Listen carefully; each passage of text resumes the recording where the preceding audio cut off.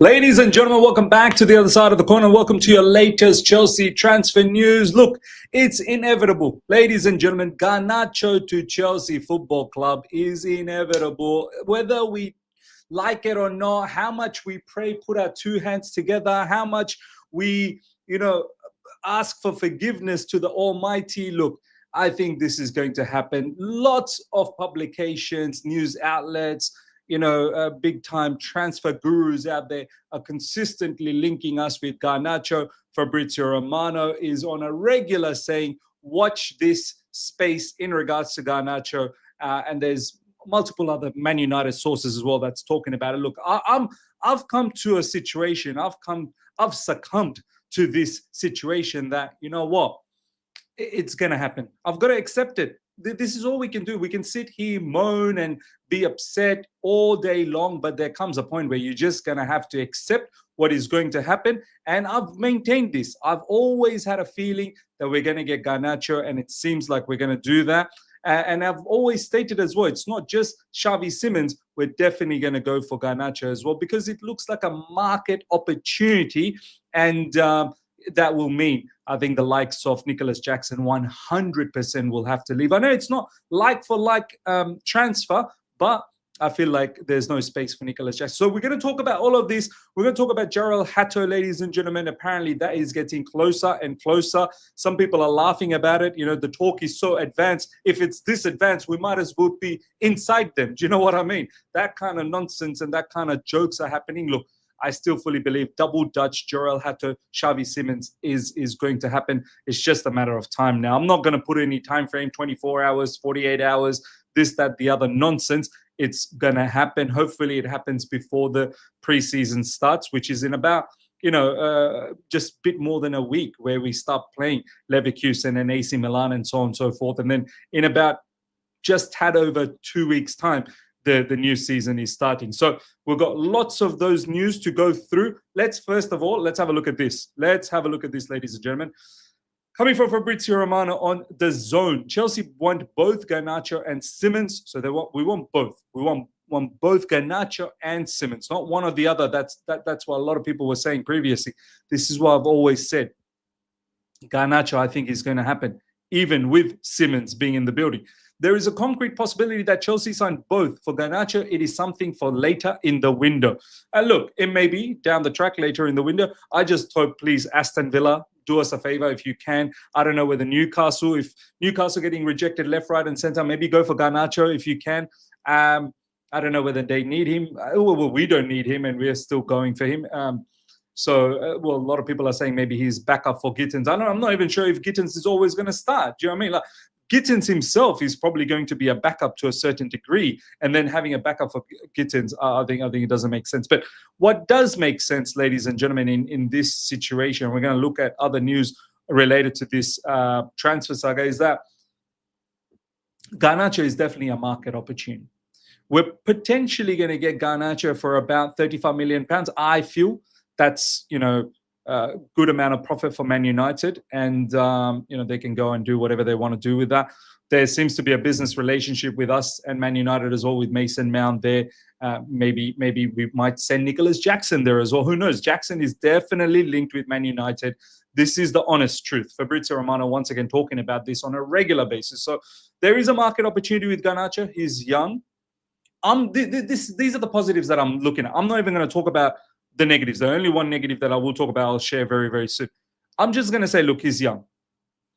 And I'm hoping that everyone deserves a second chance, and that he matures as a youngster. And, as he's growing up, he matures into a better individual on and off the field. And number 3, look, his footballing skill set, I'm hoping it develops. I truly hope it develops, because, look, he's a good player. There's something about him, but it's not polished. It's not finished. There is that grit, that dogged nature that most South American players have. He's got that. He's got that dogged nature about him. So I'm hoping that comes to fruition and it develops.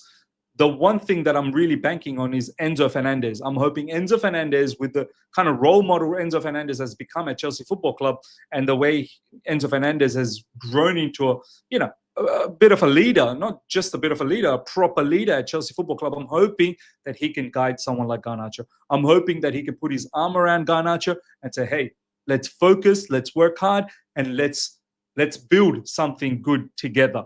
And that's the only thing I'm hoping. Really, all up to the Almighty. All up to the Almighty. It's all about hope. Look at this coming from Matt Law as well. So not just Fabrizio Romano, Matt Law as well, talking about this. Chelsea retain an interest in Manchester United winger Alejandro Garnacho, and the arrival of Simons will not necessarily close the door on a potential deal for the Argentine. Coming from Matt Law. So Xavi Simons obviously can play in many different positions up front, whether it's in the half space, whether it's out wide, whether it's a number 10. I think he could potentially even play as a false 9 at times. So his acquisition, I've always maintained, has nothing to do with Garnacho, because Xavi Simons can play many positions, right? In fact, I do feel like he's going to play behind the striker most times. Whether both Simons and Palmer play on a regular basis together, we shall see. But he's able to play many different positions, right? Just like João Pedro. This is why Alejandro Garnacho, market opportunity, and he can provide that width, whether it's on the left side, whether it's on the right side. He can definitely play on either side with Champions League football, with domestic cups that we want to do well in, big and long Premier League season. Pedro Neto, Esteban Willian, they're not going to be able to play every single game week in, week out, especially Pedro Neto with his injury history that we have. And also Esteban Willian, he's just arriving at a new country, new culture. It's going to take a little bit of time to adapt. So these are the positives that I'm seeing with Garnacho. Me personally, I don't like the player. I don't want the player at Chelsea Football. I've said it many times, but I have to now understand and accept it, because I'm not going to sit here every single video trying to be upset. There comes a point where you just have to say to yourself, you know what, I need to start seeing the positives about this, and I'm hoping that it turns out. And it may not turn out. Now, the one negative though, check this out. February 17, 2024, last year, yeah? About a year and a half ago. Alejandro Garnacho to Chelsea. Who says no? This is coming from Gabriel. This, even earlier this year, there was rumors about Garnacho to Chelsea. So one of the Chelsea fans put this out, and guess who replied? None other than his brother himself, Robert Garnacho. He's saying, I say no.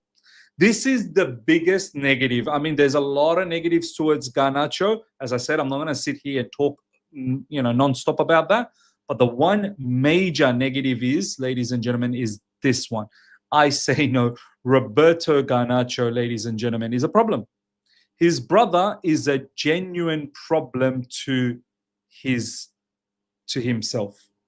Roberto Garnacho is a big problem for Alejandro Garnacho.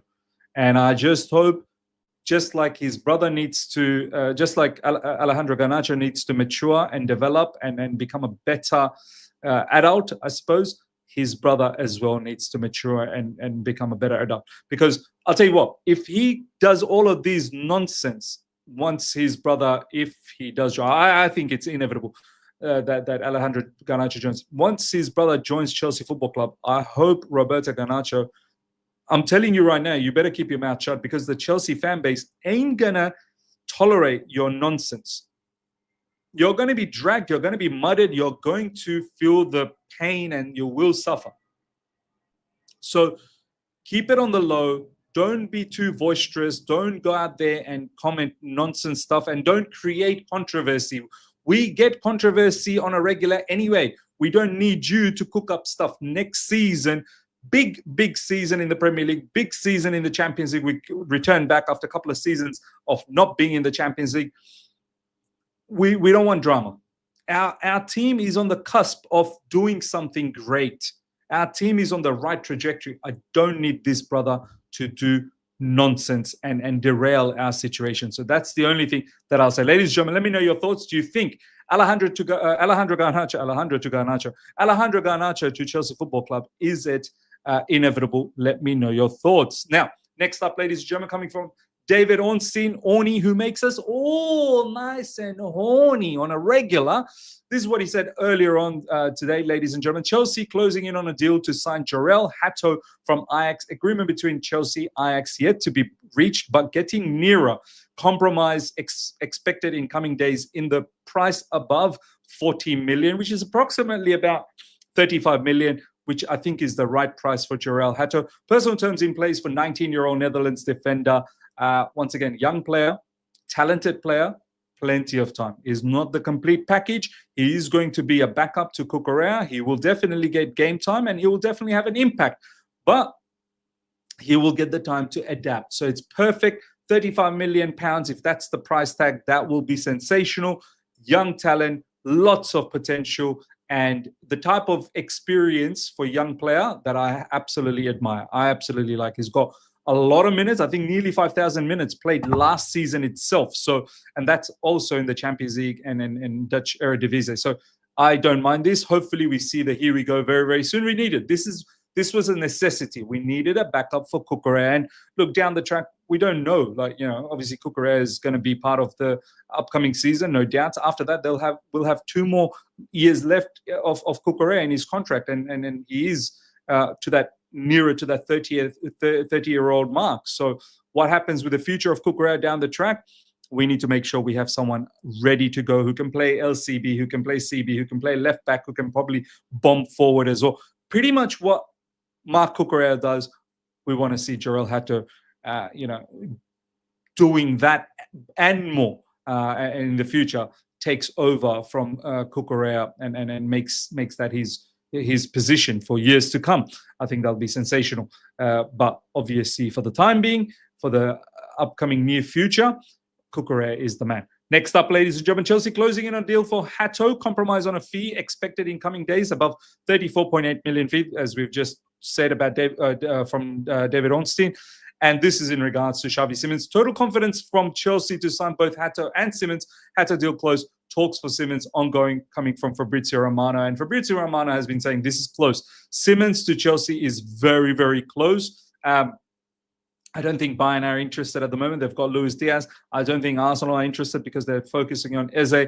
And Simons have agreed personal terms. He wants to join Chelsea Football Club. And we want him. We want him. And I think he'll be a good signing for us as well. I know there is that Bundesliga worry, that tax, but hopefully it all turns out to be good. So double Dutch, imminent. Let's celebrate. Maybe by the end of this week, if not early next week. Let's see what happens. We still do need a few more outgoings to take place. Nkunku, Vega, a few of the defenders, and maybe another big name in terms of Nicholas Jackson as well. So we shall see what happens. So that is the latest, ladies and gentlemen. Garnacho, Simons, Hato. I think that will be pretty much our window for this summer window. And of course, we've got a lot more outgoings as well to happen. We had João Felix go to Al Nassr, which is fantastic. We need a few more to depart. Ladies and gentlemen, let me know your thoughts about everything we spoke about. Smash up the like button if you're here for the first time. Subscribe, hit the bell notification to stay in touch with all my content. Until next time, take care. See ya.